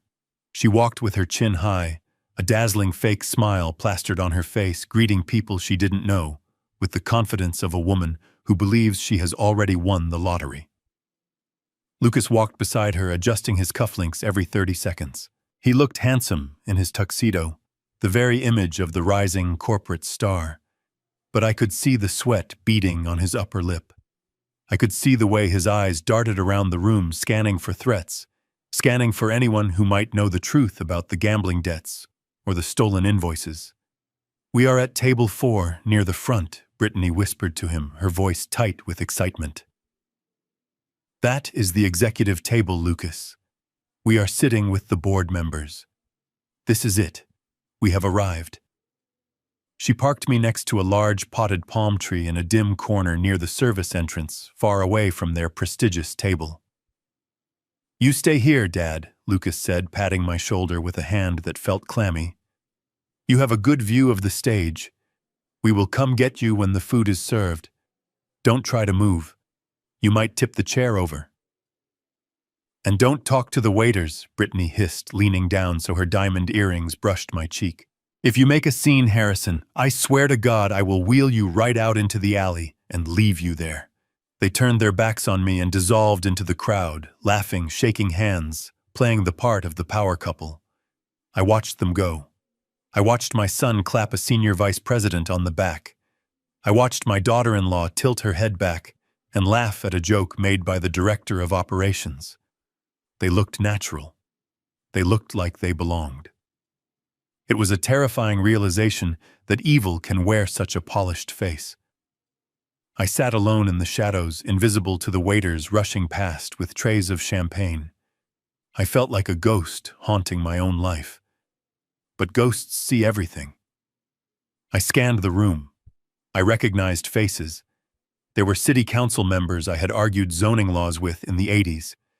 There were developers I had partnered with on the lakeside expansion.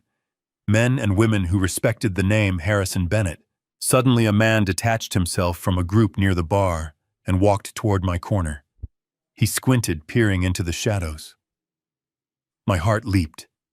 It was Gerald Fitzsimmons. We had served on the architectural review board together for 10 years. Gerald was a good man, a loud man, someone who didn't tolerate nonsense. Harrison Gerald called out, stepping closer, his face lighting up with surprise. "Harrison Bennett, is that you? My God, I haven't seen you since the ribbon cutting at the library." I opened my mouth to speak, to say hello, to ask for help. But before I could make a sound, Lucas materialized out of nowhere. He must have been watching me like a hawk. He stepped between us, blocking Gerald's view of me. "I am so sorry," Sir Lucas said, his voice dripping with polite, tragic apology. "My father, he is not having a good day." Gerald looked confused. "Lucas Little." "Lucas, I didn't recognize you. Is he okay?" "I wanted to ask him about the sketches for the new marina." Lucas shook his head sadly, placing a hand on his chest.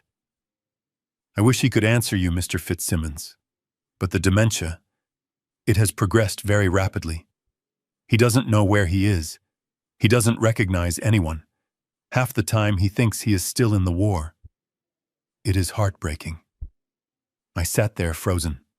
The lie washed over me like ice water. Dementia. It was the perfect cage. Anything I said, any accusation I made would be dismissed as the ravings of a broken mind. Gerald's face fell. He looked over Lucas's shoulder at me, his eyes filled with profound pity. "Oh, I had no idea. He looks so frail." "I am so sorry, Lucas. He was a giant in this industry. A giant." "He is still my dad," Lucas said, his voice breaking with a fake emotion that made me want to vomit. "We are just trying to make his last days comfortable." Gerald nodded respectfully and backed away. "Take care of him, son." I watched my old friend walk away, taking my credibility with him. I gripped the armrests until my hands shook. I wanted to scream. I wanted to stand up and shout that I could recite the structural load capacity of every beam in this hotel. I wanted to tell them that my mind was sharper than the knife my son had stabbed in my back. But I stayed silent.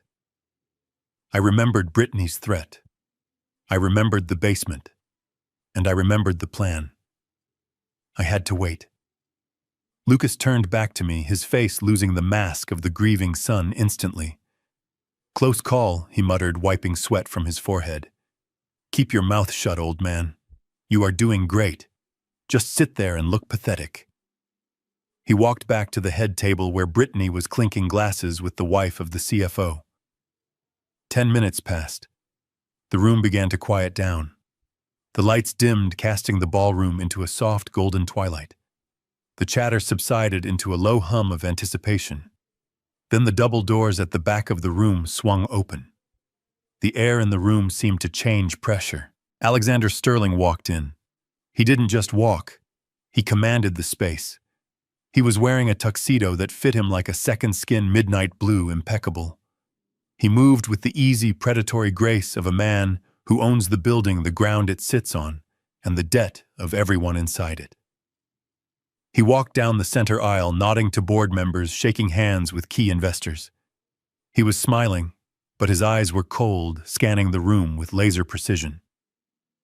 Lucas and Brittany stood up as he approached their table. They looked like eager puppies waiting for a treat. Brittany smoothed her dress, practically vibrating with excitement. Lucas buttoned his jacket, puffing out his chest. Alexander stopped at their table. He shook Lucas's hand. He kissed Brittany's cheek. I saw him say something to them, something that made them beam with pride. Brittany pointed toward the stage and Alexander nodded. Then Alexander turned. He looked past the tables, past the waiters, past the potted palms. He looked directly into the dark corner where I sat in my wheelchair. Our eyes met across the crowded ballroom. He didn't smile. He didn't wave. He simply raised his right eyebrow slightly and gave me a nearly imperceptible wink. It was a signal. It was the ignition spark. My heart rate slowed. The fear vanished. The humiliation of the wheelchair, the sting of the lies, the pain in my ribs, it all faded into the background. Alexander turned away from me and walked toward the stage. He stepped up to the podium, gripping the sides with both hands. The spotlight hit him, illuminating his face. He leaned into the microphone.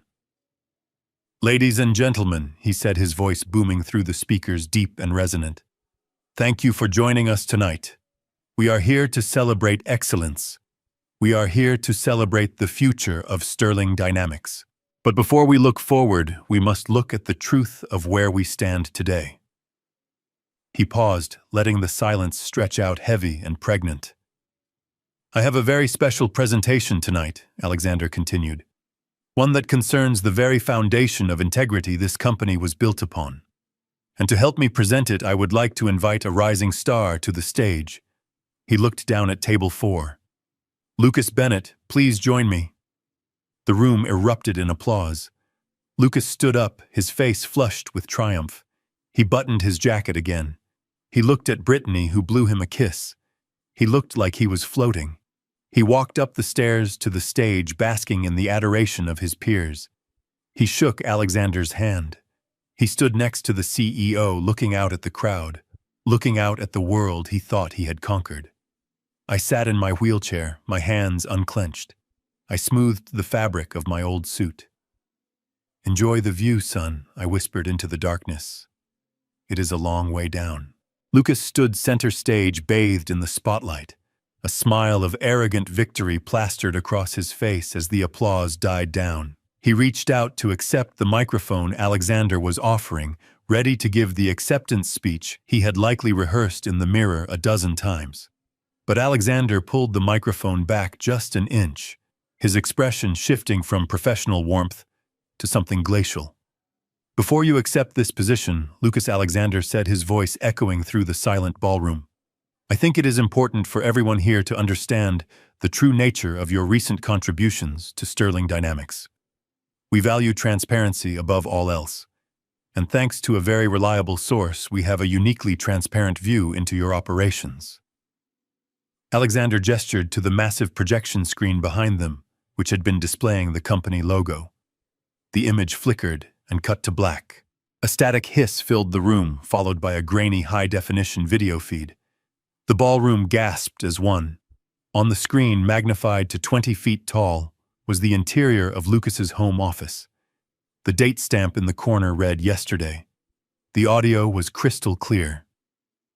"Do it, you coward!" Brittany's voice screamed from the speakers, distorted by rage, but unmistakable. On screen, Brittany grabbed Lucas by the hair and slammed his face toward the monitor. The audience watched in horrified silence as my son, the man currently standing on stage in a tuxedo, typed with shaking hands. "It is done," the on-screen Lucas whispered. I transferred the funds to the Shell account. $350,000 from the foundation reinforcement budget. Lucas, standing on stage, turned white as a sheet. He staggered back, looking from the screen to Alexander, his mouth opening and closing, like a fish on dry land. "If they don't catch it, the building could be compromised in a decade," the recording continued. "But we will have the money by tomorrow." The video cut to a second clip. This one was darker, grainier. It was the basement. The camera angle was low, hidden in the shadows. It showed Brittany standing over a frail old man lying on a mattress. It showed her leg pulling back. It showed her kicking me in the ribs. "Why won't you just die?" the recorded Brittany shrieked. "Why won't you just let us have the money?" The screen went black. The silence in the Ritz-Carlton ballroom was absolute. You could hear a pin drop. Hundreds of eyes turned from the screen to the man on stage and then to the woman in the red dress at table 4. Lucas Alexander said, his voice calm and deadly loud in the quiet room. "You are not being promoted. You are being terminated effective immediately for cause. And you are being indicted for corporate embezzlement, fraud, and endangerment of public safety." As if on cue, the side doors of the ballroom burst open. 4 officers from the Chicago Police Department's Financial Crimes Unit marched in their badges, catching the light. Lucas's knees buckled. He grabbed the podium to stay upright. "No," he wheezed. "No, that is out of context. That is a deepfake." Brittany stood up at her table, knocking over her chair. She looked like a trapped animal. She pointed a shaking finger at the screen. "That is a lie. That old man is senile. He is crazy." "We were taking care of him." Alexander looked down at her from the stage. "We have the toxicology reports, Brittany. We know about the arsenic. We know about the forgery. It is over." Brittany looked around the room, seeing the walls closing in. She saw the police moving toward the stage to grab her husband. She saw the socialite wives looking at her with disgust. She played her last card. She screamed, her voice shrill and desperate. "You can't do this to us. We have rights. We have assets. At least we still have our house. That house is in my husband's name. You can't take our home." I decided it was time. I released my death grip on the armrests of the wheelchair. I took a deep breath, ignoring the ache in my poisoned muscles, and I pushed myself up. A ripple of murmurs went through the crowd near me. Gerald Fitzsimmons, who was standing nearby holding a drink, dropped his glass. It shattered on the floor. "Harrison," he whispered. I didn't look at him. I kept my eyes fixed on the stage. I took a step, then another. I wasn't the shuffling, broken man they had dragged out of the basement. I walked with the stride of a man who had walked steel girders 50 stories in the air. I straightened my back. I adjusted the cuffs of my oversized suit. I walked past Brittany. She stopped screaming. She stared at me, her eyes bulging as if she were seeing a corpse rise from the grave. I walked to the stairs of the stage. The police officers paused, sensing the moment. Alexander stepped back, offering me the microphone with a respectful nod. I took it. I looked out at the sea of faces, and then I turned to look at my son. He was trembling, tears streaming down his face, looking at me with a mixture of terror and confusion. I turned to Brittany. "No," I said, my voice booming through the sound system, rich and steady, without a trace of the dementia they had claimed I had. "You don't have a home, Brittany. You don't have anything." "What? What are you doing?" Lucas whispered. "Dad," I reached into the inside pocket of my jacket. I pulled out the document Sarah had prepared for me hours ago. I unfolded it slowly. "This morning at 9 a.m., I said, holding the paper up to the light, a holding company purchased the mortgage note for the property at 42 Willow Creek Lane. The bank was very happy to unload the toxic debt you haven't paid in 4 months." Brittany went pale. You bought our mortgage? With what money? You are broke. You are a pensioner." "I am the sole creditor." I continued, ignoring her. "And as the holder of the note, and in light of the default, I am exercising my right to accelerate the loan. The full balance of $1.2 million is due immediately." I looked at Lucas. "Can you pay me, son? Can you write a check right now?" Lucas shook his head, sobbing. "No. No." Then I said, my voice hardening into concrete, "I am declaring foreclosure. The property is seized. You have 24 hours to vacate my premises." The room erupted in whispers. Brittany looked like she was going to faint. But how? "You don't have that kind of money. You are nobody." From the shadows of the wings, Sarah Jenkins stepped forward. She was impeccable in a black suit, carrying a leather portfolio. She walked to the microphone, standing beside me. "Ladies and gentlemen," she said, her voice sharp and professional. "For the record, my client is not nobody. He is Harrison Bennett, the founder and sole director of Bennett Holdings." She opened the portfolio and held up a balance sheet. "Mr. Bennett owns 3 commercial skyscrapers in the Loop. He holds a diversified portfolio of securities. His current net worth is valued in excess of $15 million. The number hung in the air like a thunderclap. $15 million. Lucas looked at me. His eyes were wide, bottomless pits of shock. 15 million you. But the basement, the old clothes. Why I looked at him, and for the first time I let the pain show on my face. Because I wanted you to build your own life, Lucas. I wanted you to be a man, not a trust fund baby. I hid it to protect you from becoming exactly what you are standing here today, a thief who would poison his own father for a payout. Lucas fell to his knees. It wasn't a figure of speech. His legs simply gave out. He collapsed on the stage, burying his face in his hands. A howl of pure, agonizing regret tore from his throat. I could have had it all, he sobbed into the floor. I could have just asked. I could have just been a good son. Yes, I said softly, looking down at him. You could have. You didn't need to steal. You didn't need to kill. You just needed to be decent. I turned my back on him. It was the hardest thing I have ever done, but I turned my back. Officers, Alexander said. Please remove them. The police moved in. 2 officers grabbed Lucas, hauling him up from the floor. He didn't fight.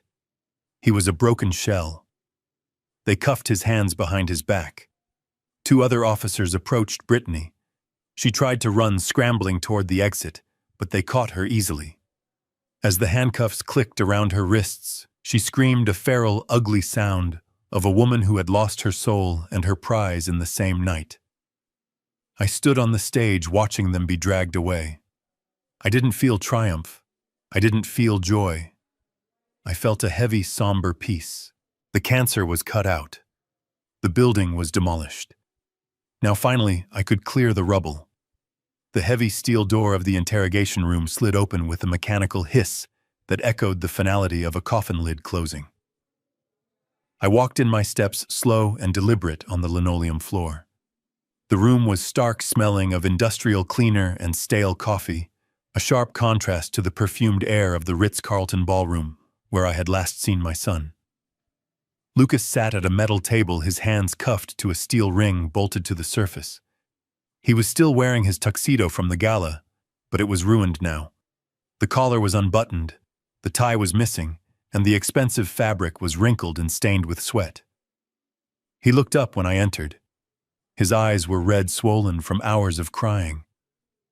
When he saw me, he didn't look like a man of 40. He looked like a terrified child who had broken a window and was waiting for the punishment. "Dad," he choked out, lunging forward as far as the chains would allow. "Thank God. You came. You have to help me. You have to tell them it was a mistake." I pulled out the metal chair opposite him and sat down. I didn't say a word. I just looked at him. I looked at the face that used to smile at me over birthday cakes, the face I had watched sleep in a crib, the face I had been so proud of. Now I just saw a stranger. It was Brittany. Lucas babbled, the words spilling out of him in a desperate torrent. "She made me do it, Dad. She is the one who wanted the money. She is the one who found the loan sharks. I tried to stop her. I told her it was wrong. She threatened to leave me. She manipulated me. You know how she is. She is crazy. I listened to him throwing his wife to the wolves, the same woman he had conspired with to kill me just 24 hours ago. It was pathetic. It was the final confirmation that there was no spine left in him, no moral core to salvage." "Stop," I said. The word wasn't loud, but it cut through his panic like a blade. Lucas froze, his mouth hanging open. "I don't want to hear her name," I said, my voice steady and cold. "And I don't want to hear your excuses. But Dad," he whined, tears leaking from his eyes, "I am your son. You can't let me go to prison. I am scared." I leaned forward, placing my hands flat on the table. "You are 40 years old, Lucas. You are not a child. You are a man who made choices. When Brittany kicked me, you watched. When she starved me, you watched. When she told you to poison my soup, you didn't pour it down the sink. You brought it to me. You handed me the cup. You looked me in the eye and told me to drink it. Lucas flinched as if I had slapped him. That wasn't Brittany, and I continued, my voice rising just slightly. That was you. That was your hand. That was your choice, that you chose greed over your father. You chose a lifestyle over a life. And now you have chosen this cell. I stood up. I had seen what I needed to see. There was no remorse in him, only regret that he had been caught. Dad, wait. Where are you going? Please. I walked to the door and knocked on the glass. The guard opened it immediately. I am going to live my life, Lucas, I said without turning back. Something you should have done a long time ago. Goodbye. The door closed, muffling his screams.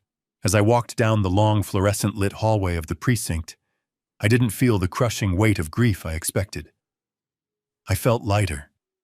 The burden of carrying him, of protecting him from his own weakness, was finally gone.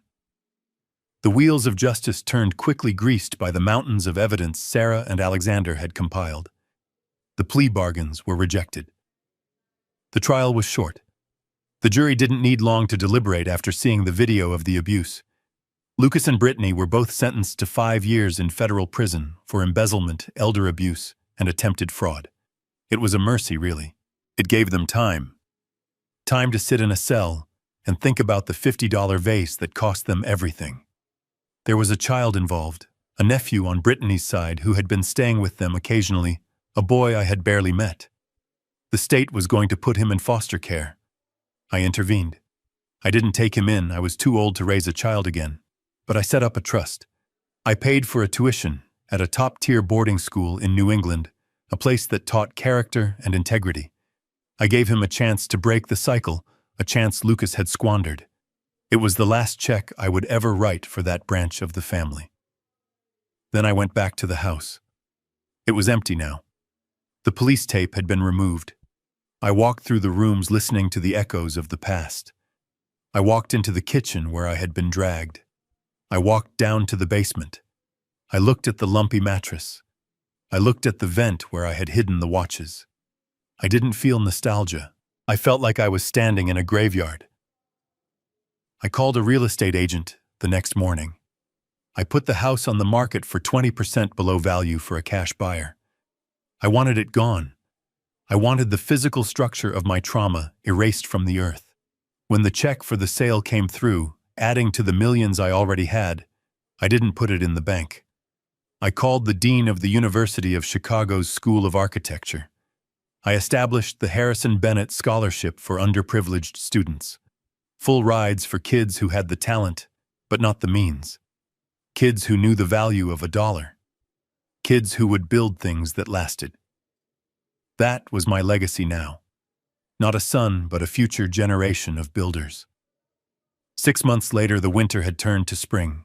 The snow that had almost been my shroud was gone, replaced by the green shoots of new life. I sat on the balcony of my new penthouse on the 42nd floor overlooking the Chicago River. The wind up here was fresh and clean. The city lights twinkled below like a sea of diamonds. I was wearing a new suit, one that fit perfectly. My health had returned, the poison flushed from my system, my strength rebuilt by good food and peace of mind. The glass door slid open behind me. "Refill," Alexander asked, holding a bottle of vintage Bordeaux. "Please," I said, holding out my glass. He poured the wine, the rich red liquid swirling in the crystal. Martha stepped out onto the balcony, wrapped in a shawl, looking elegant and serene. She sat in the chair next to me, patting my hand. "It is a beautiful view, Harrison," she said softly. "It is." I agreed. We sat there in comfortable silence, 3 people who had weathered storms and come out the other side. Alexander the Titan, who protected his own.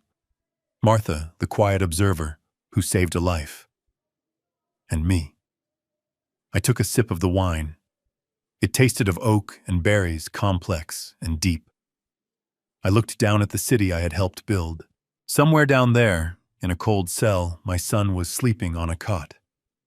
I felt a pang of sadness, a ghost of the love I once had, but it passed quickly, carried away by the wind. I had lost a son, yes. It was a tragedy that would leave a scar on my heart forever.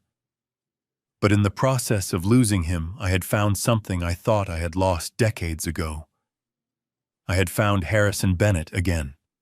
I realized then, looking at the skyline, that dignity isn't something you are given. It isn't something you can buy with $15 million. It isn't determined by the house you live in or the car you drive. True dignity is what happens when you are shoved face down into the mud, when you are stripped of everything, when you are freezing in the snow, and you decide to stand up. It is the refusal to be a victim. It is the courage to walk back through the door that was slammed in your face and demand justice. I swirled the wine in my glass, watching the light catch the liquid. To new foundations, I whispered to the wind. Martha and Alexander raised their glasses. To new foundations, they echoed. I drank, I smiled, and for the first time in a very long time, I was truly, completely home. My story is painful proof that blind sacrifice is not love. It is enabling. I spent a lifetime building skyscrapers but forgot to build boundaries with my own son. True dignity is not found in a $15 million portfolio, but in the moment you dare to stand up after being trampled. Never let the title of family become a shield for abuse. Sometimes letting go of toxic people, even if they share your blood, is the only way to find yourself again. I lost a son, but I regained my self-respect, and that is a price worth paying. If this journey of reclaiming justice touched your heart, please hit the like button and subscribe right now so you don't miss the next story. Do you think the punishment for Lucas and Brittany was deserved? Let me know in the comments below. Thank you for listening.